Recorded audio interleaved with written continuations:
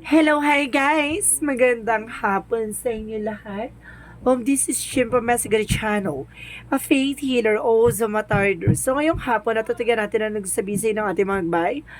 This is Archangel Michael messages for the sign of Gemini. So Gemini, welcome to my channel.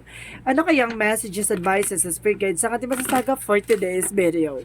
Kanina naman kayang energy o kaganapan sa buhay ng mga Gemini ang ating mahagilap. So guys, this reading is a reading lamang, hindi lahat makaka-resonate.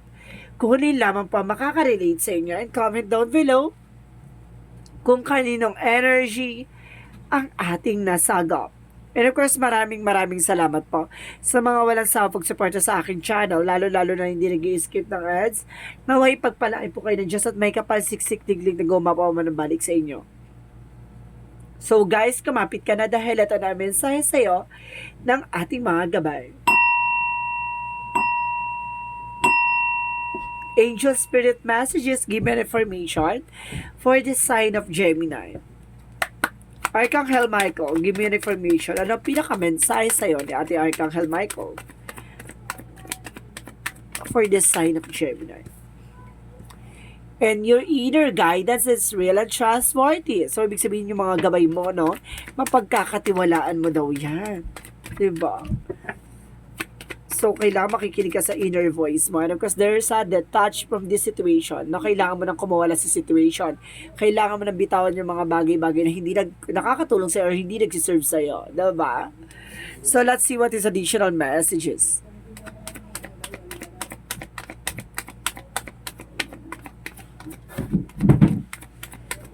And of course, guys, there's have confidence. So, kailangan mo ng confident, no? Confident sa ginagawa mo, kung ano man yung eksena na yan, no? Kailangan maging confident ka. Always, no? So, let's see. Paano natin siya ihimay-himayan at paano natin siya i-explain or i-elaborate sa inyo, no? So, nandito na ang ating Angel Spirit para mas maunawaan nyo ang mga kaganapan na mangyayari sa inyo. So, guys, nandito na. Kumapit ka na. Angel Spirit, guys, please give me information. So, there's a Seven of Cups. Now, there's a lot of opportunities coming in for you. Maraming opportunities na papasok dito, no? And of course, there's the Moon card. So, there's a dream coming true.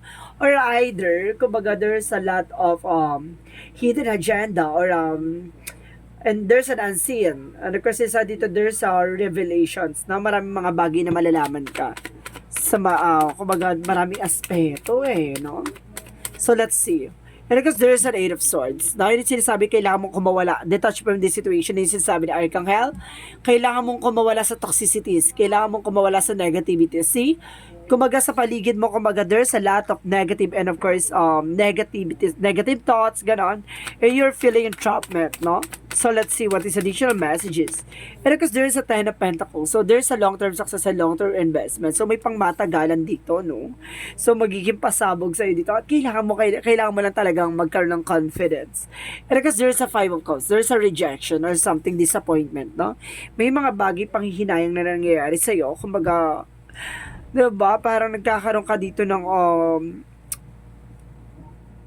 parang inner truth, no? Parang katotohanan sa sarili mo na parang nalulungkot ka or something, nakakaramdam ka ng mga parang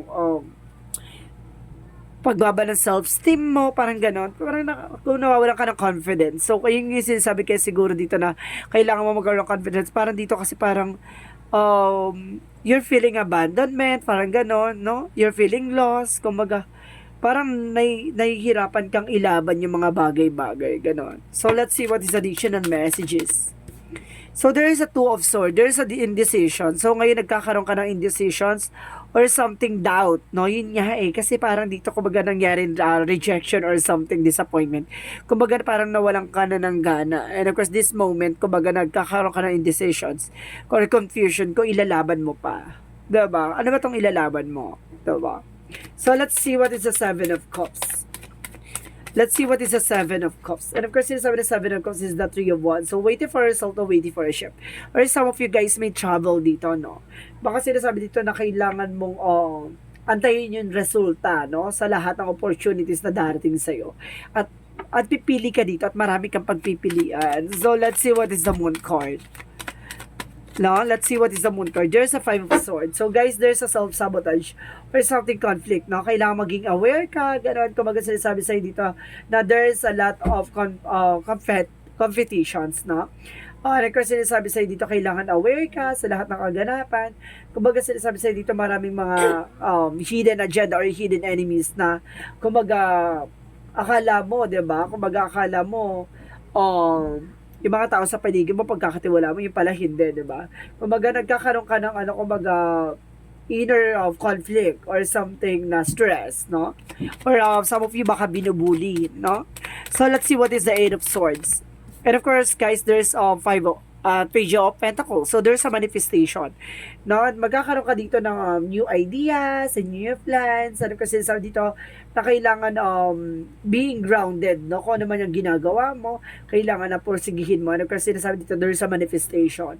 At kailangan mo lang makawala sa mga negative thoughts. No? So, let's see what is the Ten of Pentacles. So, there's a Queen of Wands. So, there is a confidence, no? Yung kailangan magkaroon ka ng confidence na kumbaga magkakaroon ka ng long-term success, long-term investment or financial security as soon as possible. No, kapag sinasabi sa'yo dito na kailangan mo magkaroon ng confident, independent sa ginagawa, sa mga bagay-bagay, no? Kapag kaya mong tumayo sa sarili mo pa, even sa mga decisions, no? And of course, kaya mong gumawa ng mga bagay na, di ba, ikaw yung magbibigay ng signatures, no? At hindi mo kailangan ng ng ibang tao. Parang ganon. So, ibig sabihin dito, kailangan mong kapalin yung pes mo, even yung ganon. So, ibig sabihin dito, kailangan maging matapang sa madaling salita, di ba? Yung natatakot kayo paglaban pero mukha kang laban na laban. Ganon. So guys, there's a Five of Cups. And because there is an Emperor. So there's a maturity. So ganun talaga. Kailangan maging mature ka sa lahat ng bagay. May kumbaga marunong ka dapat tumanggap ng rejection and possibilities. Diba? So, let's see what is the Two of Swords. Kasi doon kayo mamold eh. Kailangan maging matapang ka. May mga bagay na hindi mo man napapagtagumpayan. Ganun talaga. There's a failure or something mistakes. Diba? Kung paano mo matututunan niyo sa bagay kung hindi ka pa nagkakamali? Diba? So, there's a magician. There's a manifestation. And of course, isa dito na kailangan mo mag-desisyon as soon as possible. Kasi, hindi naman to mangyayari kung hindi mo, hindi ka magtitake ng action. Diba? Parang yan eh. This is into reality. Hindi mo yan makakawakan, hindi mo yan makukuha kung hindi ka susubok. Diba? Susubok. So, let's see what is the Seven of Cups. Because there's a Three of Wands. And of course, there's Six of Wands. So, there's a victory and success. No? At the end of the time, magtatagumpay ka dito. So, ang sinasabi rin sa'yo dito, mag-antay ka. No? Wag kang pala desisyon. So, let's see what is the Moon card. And of course, the Five of Swords. Yung pagkaka-eme natin, kala mo, ang lakas na makaano na parang, kambing na, ganun. And I guess there's the Hangman. So, sinasabi dito na nagkakaroon ng delays or something complications, no? May mga bagay na kailangan mo i-let go. So, marunong ka dahil gantay kasi there's an unexpected. The more na nag-expect ka, nagkakaroon ng unexpected moment. So, ayun yung sinasabi ng the Moon card, diba? Hindi mo hawak ang eksena. Kaya kung siguro, sinasabi dito, kailangan mo lang sumabay sa agos, no? Go to the flow, even your perspective. Baguhin mo na yan, diba? So, let's see what is the Eight of Swords in the Page of Pentacles. And because there's a tower moment, there's a sudden changes. No? May mga magbabago dito, no? May magbabago dito at kailangan mong baguhin. Kasi there's a disaster or something, destruction na nangyari sa'yo. Kasi there's a full of negativities around you, diba? Kumbaga, daming sword na sa paligid dito na nagbigay ng complications, no? And kasi sinasabi dito na kailangan mong gumising sa katotohanan, diba? Hindi patuloy at sinasabi dito, bilog ang mundo, hindi sa lahat ng oras, hindi sa lahat ng panahon. Diba? Hindi mo malalaman ang kaganapan sa paligid mo. So, sinasabi, there's an offer, a gift from the universe na kumbaga parang ginigising ka na sa katotohanan na ang bangungot ng nakaraan, kailangan mo nang bumangon. Ganon. So, let's see what is the Ten of Pentacles and the Queen of Wands. And of course, there's a Nine of Pentacles. So, wow! So, there's a blossoming abundance. So, magiging masagana na dito. And of course, sabi dito, there's a success, reward, effort, and of course, some achievements. So, may pasabog for abundance, luxury, self-sufficiency. Sabi? So, let's see what is the Five of Cups and the Emperor. Hindi nyo kinaya yun, no? Yung abundance, luxury, self-sufficiency. Oh. So, ano ko sinasabi dito, there's an Ace of Cups. So, some of you nagkaroon ng disappointment, regret, pagdating sa love life, no? So, sinasabi sa dito, there's a maturity. Kumbaga, magkakaroon ka, kumbaga itong person mo, no? Maaari magkaroon na siya ng mature and mental clarification, no? Kumbaga, magkakaroon na siya ng kaliwanagan sa isip niya. Uy, malabo ka dati. Charis. And because there's an Ace of Cups, there's a new offer, no? Kumbaga, new love life or something, new emotions, ganon. Kumbaga, bago na emotion niya, ipapakita niya sa'yo. Kumbaga nagkakaroon siya emotional awakening. Oy, ganda. Ganun yon. Kumbaga, nagkaroon siya ng kaliwanagan na, oy, itong tao na to, kumbaga, ang dami niya ng sacrifices, ang dami niya na, kumbaga, nakikita niya na yung worth mo. Ay, ganda-ganda ka dyan, ti. Or, gwapong-gwapo ka dyan. So, let's see what is the Two of Swords in the Magician. And because there is a higher friend, so there's a lesson learned. So may mga dapat matuto ka na sa mga pinagdaanan mo, 'di ba? And of course, there's a spiritual wisdom or religious beliefs. May mga paniniwala ka dito na kailangan mong baguhin. No? Or something na kumbaga, or hindi naman baguhin siguro. Siguro yung mga paniniwala mo na alam mo nga, wala sa katuturan or something, wala sa katotohanan, no? So, kumbaga sinasabi niya, may mga bagay na kailangan mo rin paniwalaan, no? Kasi hindi sa lahat ng oras yun nakikita natin, diba? Ibig sabihin dito, minsan, yung mga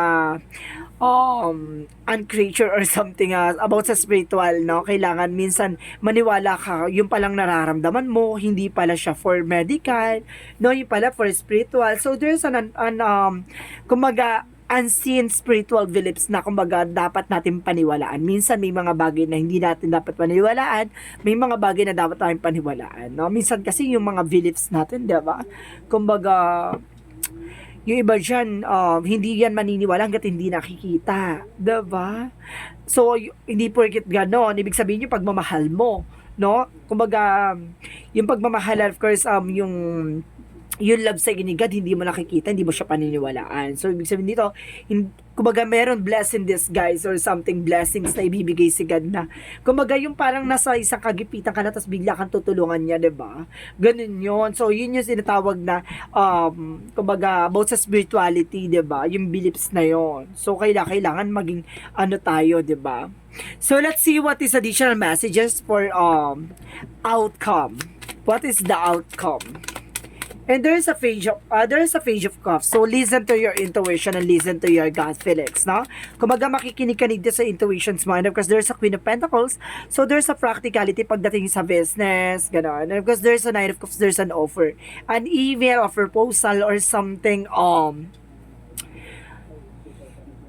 Messages, ganun, an apology. So let's see what is additional. There's a Ten of Wands. So there's there's obligation or responsibilities, and there's a death card represent an ending. So matatapos na yung mga obligation and responsibilities mo na magsisimula ng panibagong chapter ng buhay mo. So there's a letting go and release, and of course transform, no? And starting a new, diba? So let's see what is additional messages for a magical fairy messages.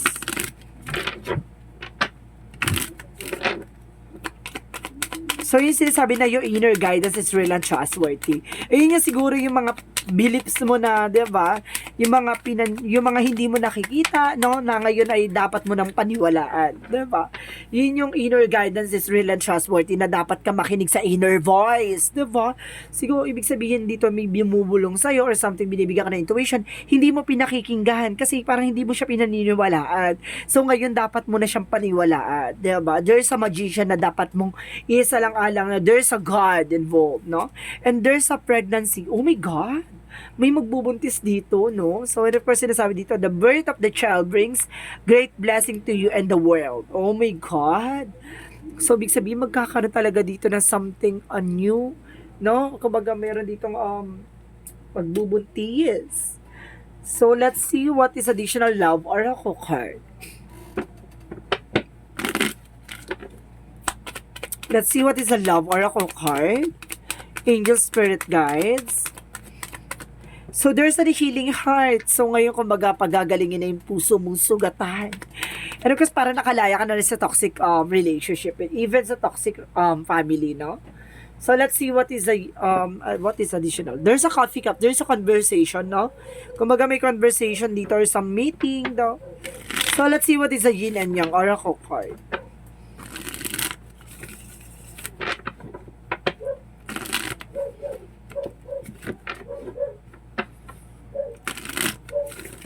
Let's see what is a yin and yang oracle card.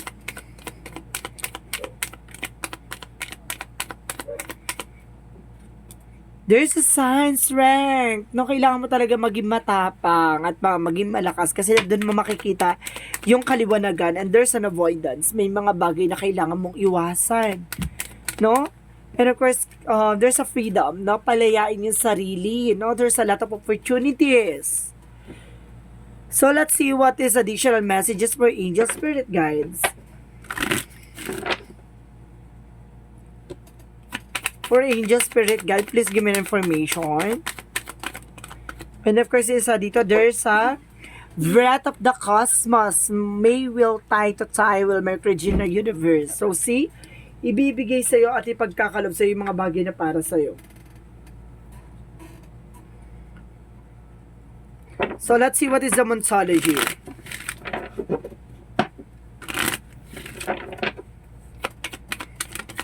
And the energy is gaining momentum. So, ibig sabihin, paganda na ng paganda yung energy mo, no? Para nagiging emotional ka na ngayon. And there is step out of your comfort zone. Kailangan mo nang kumawala sa mga kinakatakutan mo, diba? So, let's see what is the chakra messages.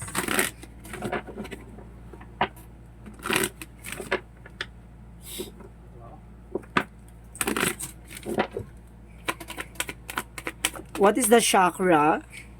Called despondence, no? Kumbaga, may mga bagay na naguguluhan ka, no? Yung parang naiirritable ka, ganun. And of course, sa'yo, there is grief, no? May mga pagsisisi, no? Na panghihinayang. Kumbaga, tanggapin mo, there's an opportunity, no? Na nangyayari sa'yo. It's an opportunity to learn or something, no? Kumbaga, sinasabi sa'yo dito, pahalagahan mo hanggat kung ano man ang meron ka. Diba? So, let's see what is additional messages. And there's a love, no? So, there's a love involved, no? Additional messages. And of course, dito, there's a travel. Some of you may travel ka rin dito. Oh my God. May gala ka pa, diba? Oh my God. And taking action. So, kailangan mong kumilos, kailangan mong gumalaw. Kailangan mong magdesisyon. So, let's see what is Archangel Raphael messages for you. What is Archangel Raphael messages for you?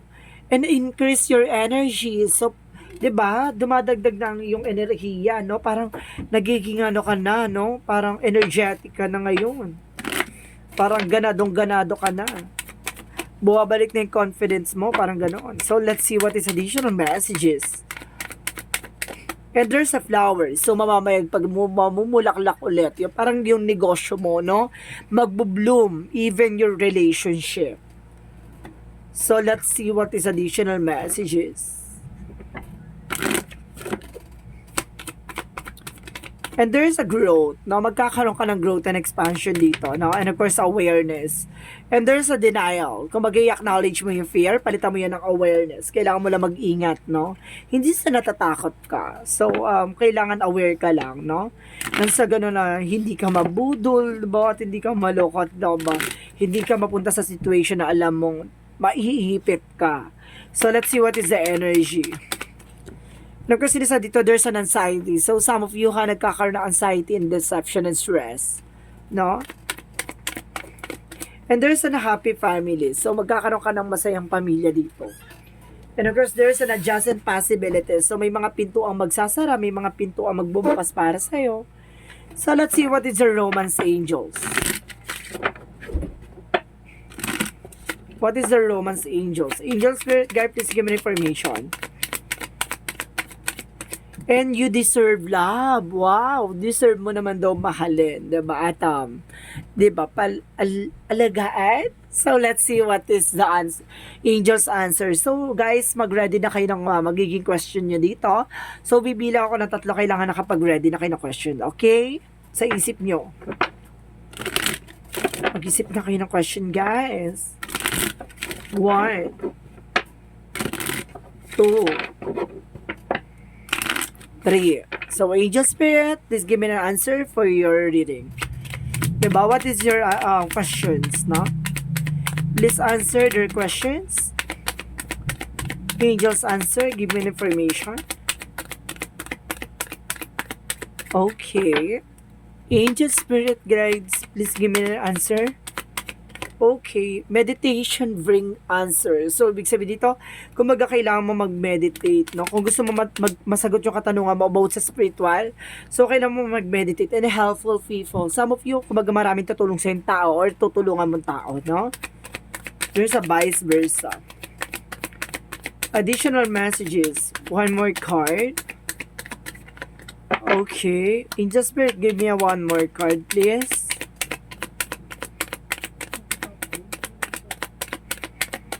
Give me one more card. Okay. So, sinasabi dito ng ating Angel Spirit is no need to worry. So, sinasabi dito na wag kang mangangamba. 'Di ba?